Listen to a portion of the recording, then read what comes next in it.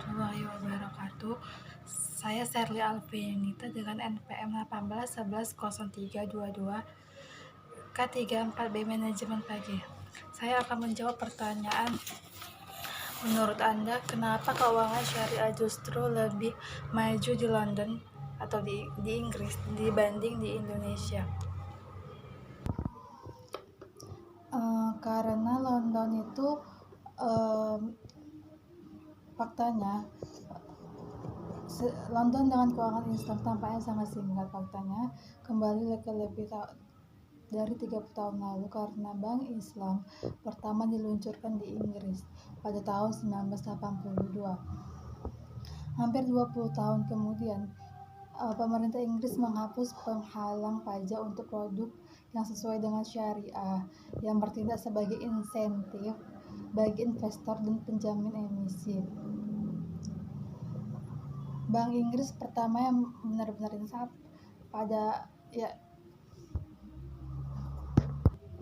akibatnya pada tahun 2004 FSA menyetujui Bank Inggris pertama yang benar-benar Islami. Pada tahun 2017 Inggris memiliki lebih banyak bank dan kreditur Islam daripada negara barat lainnya. Selain itu, perbankan lokal juga telah meluncurkan sejumlah produk yang sesuai dengan syariah seperti rekening tabungan individu, deposito, skema pensiun, rencana pembelian rumah. Pada April tahun 2017, perusahaan teknologi keuangan Islam berbasis di London. Kenapa sih demikian? Apa sih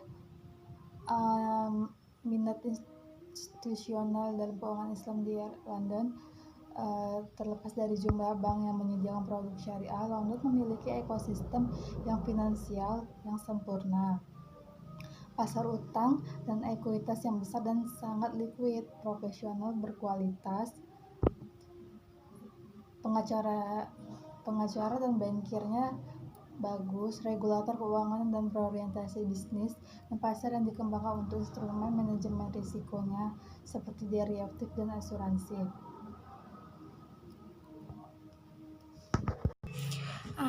Terus kenapa Eropa lebih maju dibanding Indonesia? Karena keuangan syariah di Indonesia masih ada hambatan-hambatan yang harus diselesaikan. Misalnya itu hambatan yang pertama itu yang dihadapi dan berdampak terhadap pengembangan perbankan syariah di Indonesia itu belum selarasnya visi dan kurangnya koordinasi antara pemerintah dan otoritas dalam pengembangan perbankan syariah. Terus yang kedua itu terkait masih banyak perbankan syariah yang belum memiliki modal memadai. Dampaknya bank-bank syariah kesulitan mengembangkan usaha seperti membuka kantor-kantor cabang, pengembangan infrastruktur, dan pengembangan segmen layanan. Terus yang ketiga itu struktur pendanaan perbankan syariah yang masih mengandalkan pembiayaan dari dana. Artinya nilai pengembalian pada nasabah atau yang bank konvensional disebut sebagai bunga simpanan terhitung cukup tinggi. Terus dampaknya bank syariah menjadi tak efisien karena harus menyediakan dana lebih besar untuk memberikan bagi hasil kepada nasabah yang menyimpan uangnya di bank. Keempat, produk yang tidak variatif dan pelayanan yang belum sesuai ekspektasi masyarakat. Fitur bank syariah belum selengkap produk serupa bank konvensional. Terus jumlah dan kualitas sumber daya manusianya belum memadai, serta teknologi informasi kurang mendukung pengembangan produk serta layanannya. Kualitas sumber daya manusia dan teknologi informasi perbankan syariah itu secara umum masih di bawah kualitas yang dimiliki bank perbankan konvensional. Terus selanjutnya pemahaman kesadaran masyarakat yang masih rendah terhadap bank syariah, keuangan syariah ini, dan pengaturan pengawasannya masih belum optimal. Selanjutnya pertanyaannya yaitu bagaimana prospek keuangan syariah setelah COVID-19? Sebelum datangnya wabah COVID-19, tren yang dimulai nampak adalah bergesernya instrumen keuangan syariah yang lebih ramah sosial ekonomi dengan menggabungkan proposisi komersial dengan dampak inklusi keuangan dan sosial.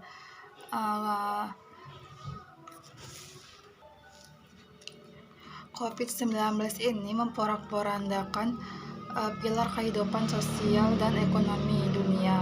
Industri keuangan syariah juga terkena dampaknya, seperti sektor-sektor perbankan yang kecil. Antisipasi terhadap perlambatan siklus ekonomi yang dipercepat oleh dampak COVID-19 telah memperburuk kualitas pembiayaan dan sumber pendanaan yang terbatas, menempatkan tekanan yang lebih besar pada likuiditas lembaga keuangan, khususnya bank. Dalam sektor ini, perbankan syariah mengalami penurunan margin.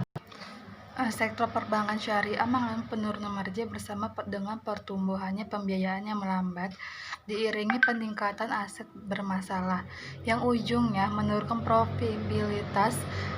Di sisi lain, likuiditas bank syariah yang tertekan akan membuat mereka akan terseok-seok dalam meluncurkan pembiayaan dan memenuhi kewajiban jangka pendek para nasabahnya. Prospek tatanan industri keuangan syariah setelah COVID-19 yang pertama itu evolusi peranata sosial. Hal ini akan berdampak pada cara pandang hidup dan pergeseran preferensi sosial, di mana interaksi ekonomi dan keuangan menjadi bagian darinya. Pandemi saat ini telah mengajarkan kepada kita solidaritas dan kemakmuran bersama tanpa memandang latar belakang negara, etnis, dan agama. Belajar dari nilai-nilai tersebut bukan mungkin komunitas global akan mempertanyakan eksistensi dan relevansi dari sistem dan tatanan kelembagaan keuangan yang telah yang menghasilkan.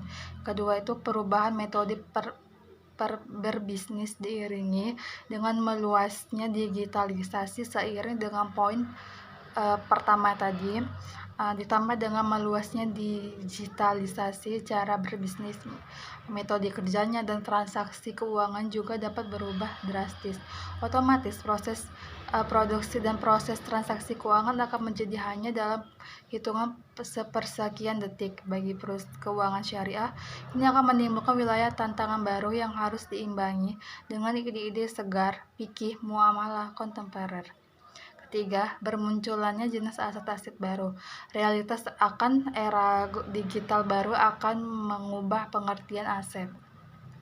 Konsekuensinya, landscape dan building block kontrak keuangan syariah akan menemukan keseimbangan baru. Yang keempat itu prospek lahirnya mata uang global baru. Momentum kelahiran mata uang global baru yang mengancam eksistensi fiat money tidak bisa dinegasikan. Kombinasi cryptocurrency dan teknologi blockchain akan kian menemukan momentumnya. Kelima, pergeseran tren dari globalisasi menjadi regionalisasi. Pandemi telah mengungkapkan ketergantungan dunia yang cukup akut terhadap China yang mengendalikan sepertiga rantai pasokan global. Hal ini dapat memicu restrukturisasi besar-besaran terhadap mata rantai produksi dan sumber daya agar lebih dekat kepada pengguna akhir. Perusahaan juga akan lebih terpacu untuk melokalkan atau membuat regionalisasi rantai pasokan mereka dalam konteks keuangan syariah dan pengembangan industri halal. Ini menjadi pembuka jalan bagi realisasi efektif kerjasama selatan-selatan di antara negara-negara anggota Organisasi Kerjasama Islam. Mungkin itu saja. Sekian, terima kasih. Assalamualaikum warahmatullahi wabarakatuh.